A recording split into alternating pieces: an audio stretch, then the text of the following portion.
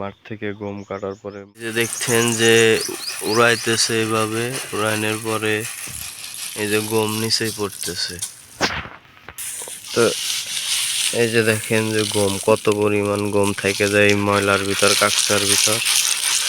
এই যে দেখেন যে কি পরিমাণ গম রয়েছে। তো এইগুলার কাজ করতেছে এখন।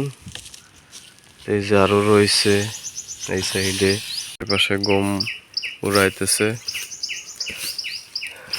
গত বছরের তুলনায় এবার আম বেশি ধরছে।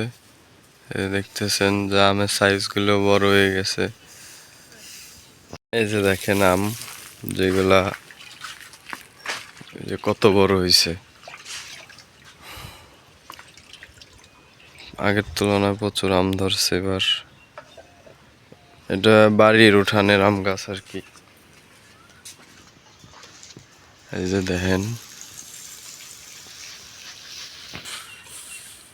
তো এই আম গাছটা এত আম ধরার কারণ হইতেছে এইখানে প্রতিদিন 2 বেলা 3 বেলা পানি দেওয়া হয়। যে নার্সারি, এই জায়গা মরিচ গাছ আছে, ফুল গাছ আছে, যে ওই পাশে বেগুন গাছ, মরিচ গাছ, তারপর আরো অনেক ধরনের গাছ রয়েছে, ওইগুলাই দেওয়া হয়। যে কারণে এই জায়গার গাছগুলা মানে তাড়াতাড়ি বড় হয়ে গেছে, আবার আমও বড় হয়েছে।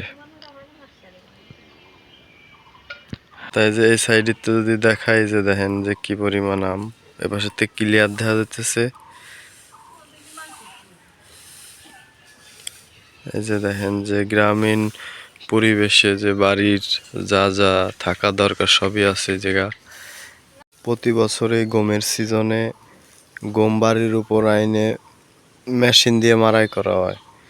তো এবার ডিজিটাল পদ্ধতিতে গম কাটা মেশিন দিয়ে একবারে কাটে শুধু গম বস্তা করে নিয়ে চলে আসা হয়েছে বাড়ি। তো এই জন্য সহজ হয়েছে। আর এই যে দেখতেছেন বাড়ির এই সাইডে বাগান করছি ছোট একটু, এদিকে বেগুন গাছ, মরিচ গাছ সবকিছুই আছে। যে এই যে দেখছেন যে উড়াইতেছে এইভাবে, উড়ানোর পরে এই যে গম নিচেই পড়তেছে। তো এই যে দেখেন যে গম কত পরিমাণ গম থেকে যায় এই ময়লার ভিতর, কাকচার ভিতর। এই যে দেখেন যে কি পরিমাণ গম রয়েছে। তো এইগুলার কাজ করতেছে এখন।